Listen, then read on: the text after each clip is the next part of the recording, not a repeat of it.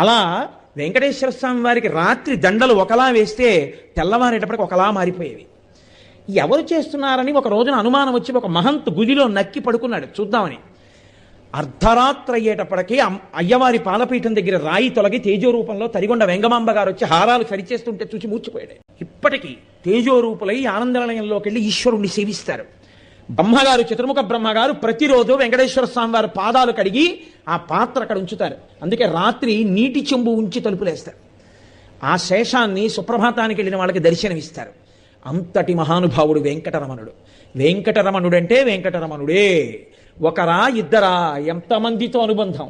వారం రోజులు కాదు, కొన్ని నెలల పాటు వెంకటరమణుడు భక్తులు చెప్తూ వెడితే ఎన్ని యుగాలలో ఎంతమంది ఆ వెంకటాచల క్షేత్ర స్పర్శ చేత పునీతులయ్యారో, ఎంత ఆనందం పొందారో.